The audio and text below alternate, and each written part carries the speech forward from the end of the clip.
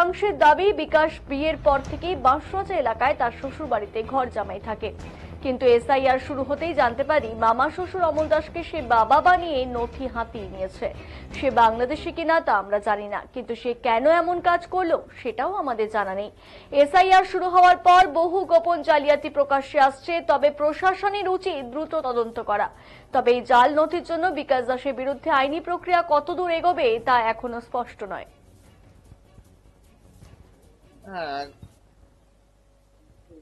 আমার ভোটের ফটো, আধার কার্ড নিয়ে ও নাম তুলছে, আমাদের ফ্যামিলিতে জয়েন হয়ে গেছে। এখন ও কিভাবে কি করলো সেটা তো আর আমি জানি না। আমি এনআরসি হইতেছে, তাতে আমি নামটা দেখে ওকে পরে তখনকে আমি দৌড়াদৌড়ি করতেছি। আর ও যেভাবে ফ্যামিলিতে ঢুকে গেছে, আমার 5টা মেয়ে, তারপরেও আমার তো আর ছেলের দরকার নাই। আমার যেহেতু নিজের ছেলে নেই, আমার তো মানুষের ছেলের দরকার নাই। কিভাবে ঢুকে গেল সেটা আমি বলতে পারতেছি না। মানে বিকাশ দাসটা কে? বিকাশ দাস আমার ভাগ্নি জামাই হয়, মানে আত্মীয়? আত্মীয়ই, ভাগ্নি জামাই হয়। তার বাড়ি কোথায় জানো? ও বাড়িও চিনি না, ও এখানে বিয়ে করে 7-8 বছর হলো আসছে। আমি ওকে চিনি না। মানে তার আদৌ কি বাবা মা আছে?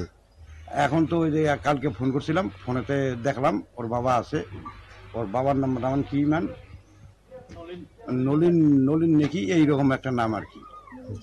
হ্যাঁ, মানে সে কি আদৌ কি বাংলাদেশি না বাইরে থেকে এসছে? এখন বাংলাদেশি না বাইরে থেকে আসছে সেটা তো আর আমি বলতে পারলাম না, যেহেতু আমি ওকে চিনি না, জানি না। এখন আমি কিভাবে বলবো যে ও বাংলাদেশি?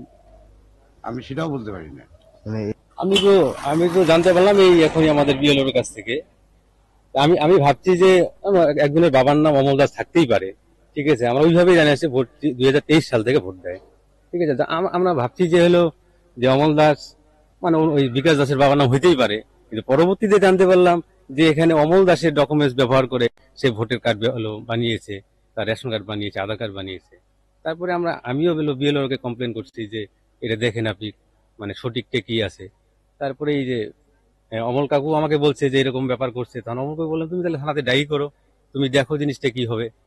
তারপরে অমল কাকু মনে হয় থানাতে ডায়েরি করছে। বিকাশ কি আদৌ ভারতীয় নাগরিক? ভারতীয় নাগরিক কি না, তারপরে আমি বিকাশ দাসের সাথে বসছিলাম। বিকাশ দাস বলে আমার বাবা মা আছে। আমি তাহলে তোমার বাবা মার ডকুমেন্টস নিয়ে আসো। তাহলে বাবা মা থাকতে তাহলে কেন বাবা মা? এইটাই তো, এতে চিটিং করেছে। তাহলে আমরা তো বলতে পারবো না কেন করছে, কি করছে, আর আমাদেরকে বলেও বলে নাই, আমরা জানিও না। এখন বিকাশ দাসকে আমার ধরা হয়েছে যে বিকাশ দাস তুমি কি করে তুমি অমল দাসের ডকুমেন্টস নিয়ে তুমি তোমার ভোটার কার্ড করেছো, তখন বলতে পারে না ঠিক মতো যে কি করে নিচে, এরাও বলতে পারে না, উনিও বলতে পারে না যে মানে করছি, ঠিক আছে। তারপরে ওনার ওই কি বিকাশ দাসকে বলা হয়েছে যে তোমার বাবা মা কোথায় আছে। তারপরে বিকাশ দাস ওর বাবা মাকে ফোন করলো। তোমাকে আমরা বললাম তুমি কেন তোমার বাবা মার ডকুমেন্টস নিয়ে করো নাই। ওকে বললাম, বলার পরে ঠিক আছে আমি এগুলো চেঞ্জ করে দেবো, এই কথা বলছে। তোমাদের ঠিক হয় না, আমরা বলছি যে হ্যাঁ তোমার তো এটা ঠিক হয় না, এইভাবে চিটিং করে তুমি একটা ভোটার কার্ড বানাবে, এটা ঠিক হয় না। আপনি কি বিষয়টা কি ভিডিওকে জানিয়েছেন? আমি তো আমি বিএলওকে বলেছি, তারপরে কাকুদের বলছি, আমি ব্যক্তিগতভাবে যাইতে পারি না, ঠিক আছে।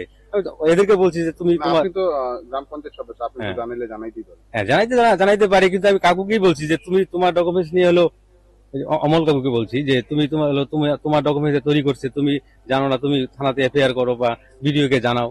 আমি বিএলওর সাথে কথা বলছি যে আমাদের এখানকার যে বিএলও, তাকে বলছি আপনি দেখেন জিনিসটা কি আছে। আমরা কি বলবো, আমরা তো আর জানি না যে এভাবে এরকম হয়ে আছে। আমরা তো 5 বোন, আচ্ছা, বাবা মা 7 জন আমরা। তা এখন এই এসআইআর এর কারণে আমরা ওনার নামটা দেখতে পারলাম যে আমাদের ভাই হিসাবে আছে এখন। বিকাশ দাসটা কে? বিকাশ দাস আমার পিসাতো বোনের জামাই। আচ্ছা, সে আপনার বাবার নামে মানে ভোটার কার্ড আধার কার্ড বানিয়েছে? হ্যাঁ, এগুলা ভোটার কার্ড, আধার কার্ড, বাবার সব এগুলা কিভাবে পাইছে তাও জানি না। এগুলা নিয়ে এখন ওর কাগজপাতি সবকিছু বানাইছে। এরকম কতদিন থেকে এরকম হয়ে যাচ্ছে? কতদিন থেকে তাও বলতে পারবো না। আমরা এইবারই জানতে পারলাম। ও কি মানে কোথা থেকে এসছে কিছু জানেন? ওর আসল বাড়ি কোথায় আমরা তাও জানি না, কিন্তু এখানে আমাদের বোনের জামাই হিসাবে আছে, এটুকুই আমরা চিনি আর কি। আচ্ছা, তাছাড়া ওর সম্পর্কে কিছুই জানি না। এখন কতটা আতঙ্কে আছেন?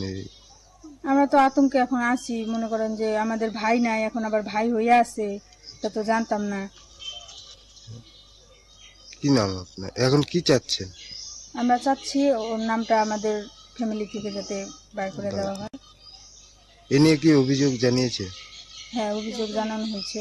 আমরা ওকে বলছি, আগে ওকে বলা হয়েছে যে তোমার নামটা কাটা দেওয়ার জন্য। ও কথা শুনে নাই, পরে আমরা থানায় জানাইছি। আচ্ছা, কি নাম? তুফানগঞ্জে বসিরহাট থানার অন্তর্গত এক ব্যক্তি নিজের মামা শ্বশুরকে বাবা বানিয়ে ভোটার কার্ড থেকে শুরু করে বিভিন্ন কাগজপত্র বানিয়েছে। এই যে বিষয়টা কি বলবো? তৃণমূলের কাছে হয়তো এরাই বৈধ ভোটার, এবং এসআইআর না হলে আমরা জানতেই পারতাম না। এবং পশ্চিমবঙ্গে যে ঘটনাগুলো প্রতিনিয়ত আসছে খবরের মাধ্যমে, যে কতজন এরকম করে ভুয়ো ভোটার হিসাবে নাম তুলেছে, এসআইআর এর মাধ্যমে সেটা আমরা জানতে পারছি। এবং আগামী দিনে যখন খসড়া তালিকা প্রকাশ হবে, আমরা সেটা আরো ভালোভাবে জানতে পারবো। এবং আমরা বিশেষ করে আমাদের ভারতীয় জনতা পার্টির যারা BLA-2 রয়েছে, তারা সেই দিকে লক্ষ্য রাখছে। আর এখানে যিনি অভিযোগ নিয়ে এসেছে যে মামা শ্বশুর, যে ওনার নাম দেওয়া হয়েছে, এবার পুলিশ তদন্ত করুক। এবং তৃণমূল নেতাদেরও দেখা উচিত যে এসআইআর কেন দরকারটা ছিল, এবং তৃণমূল নেতাদের যে সবসময় মিথ্যাচার করে যে এসআইআর হতে দিব না বা এসআইআর একটা অবৈধ প্রক্রিয়া, তৃণমূল নেতাদের এখান থেকে শিক্ষা নেওয়া উচিত। তুফানগঞ্জে বসিরহাট নাম তুলেছে এক যুবক, এটা নিয়ে বিতর্ক দেখা দিয়েছে। বিজেপি বলছে তৃণমূলের আমলে সব সব। দেখুন, ওইরকম বিজেপির 50 সদস্য তো বাংলাদেশে বেরিয়েছে। আমাদের প্রশ্ন সেটা নয় যে বাংলাদেশ থেকে লোকগুলো কিভাবে আসে, স্বরাষ্ট্র মন্ত্রক বা BSF তারা কি করছে কেন্দ্রীয় সরকারে, এটা একটা বড় প্রশ্ন। যে এইভাবে অনুপ্রবেশ কি করে হচ্ছে, কেউ তো উড়ে আসছে না, তার দায়বদ্ধতা কেন্দ্রীয় সরকারকে নিতে হবে। আর তারপরে এখানে যদি এসে কেউ বিচ্যুত করে কোনো বিষয় বা অন্যভাবে ফরজারি করে এসে কোনো ডকুমেন্টস ক্রিয়েট করে, তার বিরুদ্ধে অ্যাকর্ডিং টু ল ব্যবস্থা গ্রহণ করা হবে। কিন্তু এই ধরনের এক দুটি ঘটনা কিন্তু বিচ্ছিন্ন ঘটনাই আমরা বলবো।